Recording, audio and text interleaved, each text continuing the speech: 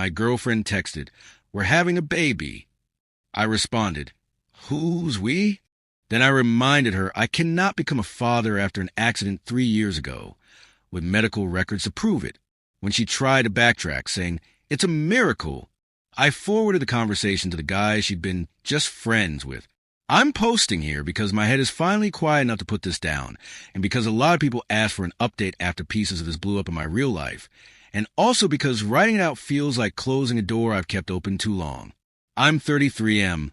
My ex is Emily, and 3 years ago a drunk driver ran a red light and changed my body forever. That's the short version. The longer version is weeks in a hospital. Surgeries I don't remember consenting to because I was too drugged to care. A surgeon with tired eyes telling me there was extensive damage. And then months later, urologist sitting across from me, tapping a pen, saying words that didn't feel real yet. Complete and permanent sterility, 0 sperm count, not low, not borderline, 0, tested more than once. Confirmed again later when I needed certainty, not hope. I grieved that quietly. I went to therapy. I learned how to say it out loud without my voice breaking. When Emily and I got serious, I told her early because it felt like a deal breaker someone deserved to know before they fell in love with the idea of a future that wasn't possible. She cried that night. She said kids weren't everything. She said she loved me. She said adoption, fostering, being the cool aunt and uncle, whatever life brought, we'd handle it together. I believed her because I wanted to.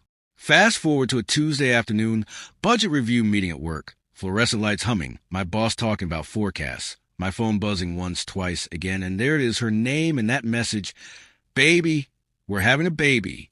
I stared at it like it was written in a language I didn't understand, felt my pulse in my ears, and typed back, "Who's we?" I followed it with a sentence I never thought I'd have to use as armor. I can't become a father after my accident 3 years ago. You know that I have medical records to prove it. The typing bubbles appeared, disappeared, appeared again, and she replied, "What? You and me. We're going to be parents." I remember thinking how calm her words looked on the screen, how wrong they were. I wrote, "That's biologically impossible. I'm sterile. We've talked about this." She sent, "But I took the test. It's positive." I said, "Then congratulations, but it isn't mine." That's when she called. I declined. She called again. I declined again because I needed the space between the words in my mouth.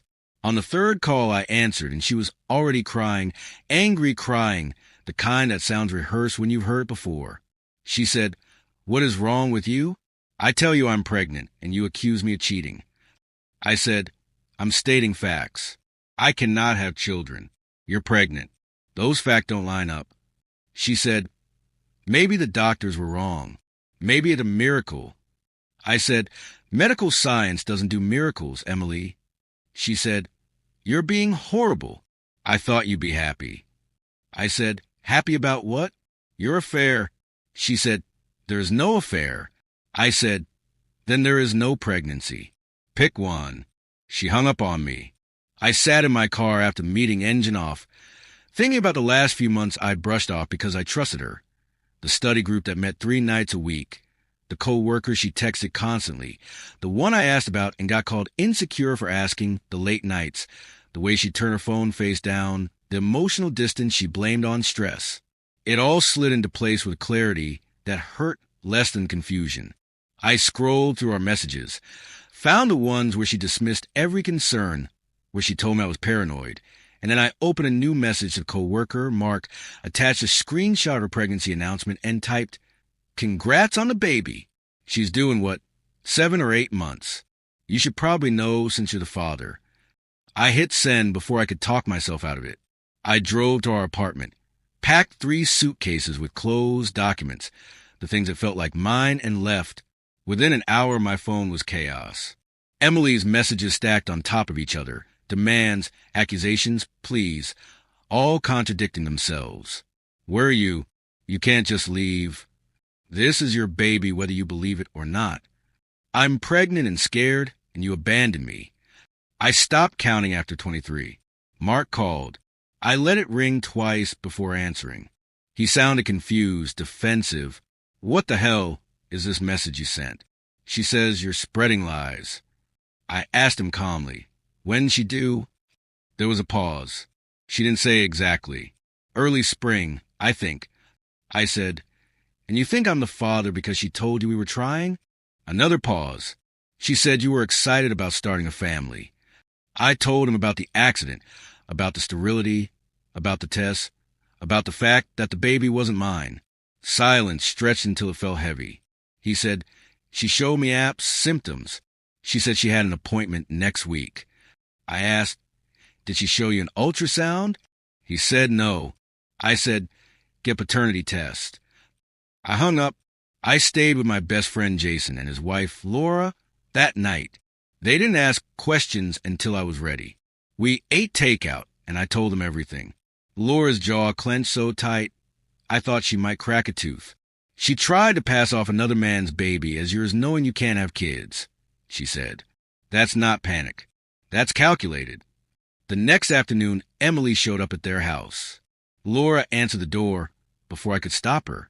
Emily demanded to see me, said she didn't care what I wanted, said she was pregnant with my baby, and I didn't get to disappear. Laura crossed her arms and said, he's sterile. The baby isn't his. Emily said, that's what he thinks, but the doctors were wrong. Laura said, or you cheated.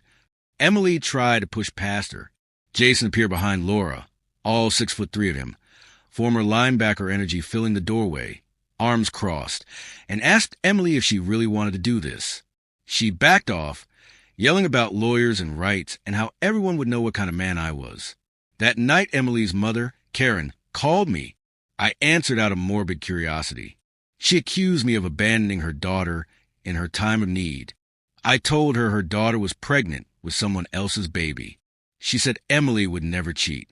I said then she wasn't pregnant. She called me heartless.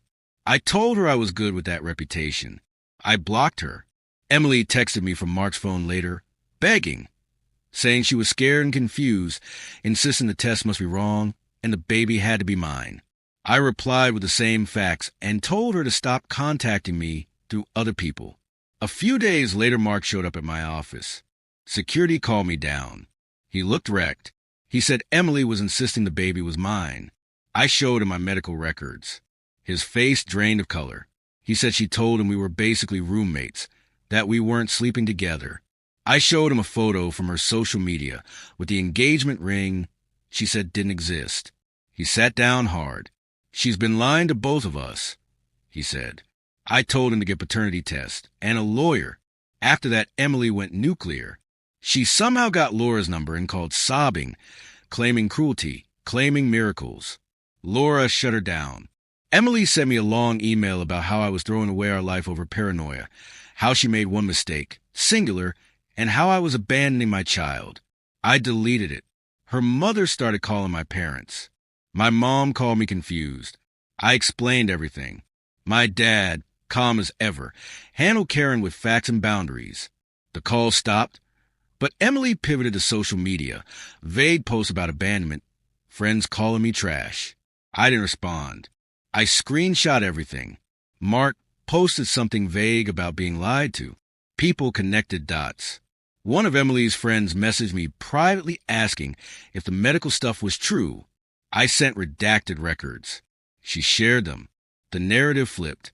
Emily doubled down, accused me of harassment and violating her privacy, while telling everyone I was a father. Mark finally snapped and posted the truth, admitted to the affair, said he'd been lied to, said he demanded paternity test. Emily's accounts went dark. Her mother showed up at my parents' house and got shut down with the same biology lesson. Emily's sister tried one last angle, asked me to take a paternity test for closure. I said no. The test happened anyway. Mark was a father. Word spread. Emily's story collapsed. She emailed an apology. I read it once and deleted it. She didn't think maybe it was mine. She knew it wasn't. She hoped I wouldn't push back. Mark is stepping up. They're trying to make it work for the kid. I give it 6 months. I lost a few friends who didn't like being wrong. I'm okay with that.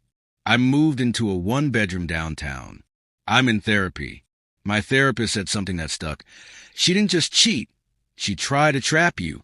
That's not impulsive. That's calculated. 3 years ago, that accident took away my ability to have biological children. I thought it was the worst thing that could happen. Turns out it saved me from raising another man's child under false pretenses. I've started dating again, being upfront from the start. Some people walk away. That's fine. One woman said honesty about deal breakers is rare. Maybe it is. Emily loved what I represented. Not me. Stability, security. A convenient solution to her mistake. She wanted a miracle. She got medical records instead. I didn't ruin anything. I refuse to be the foundation for a house built on lies. My conscience is clear. My future is mine. The baby's due soon. The right name will be on the birth certificate. Exactly as it should be. Funny how life works. An accident broke my body and saved my life.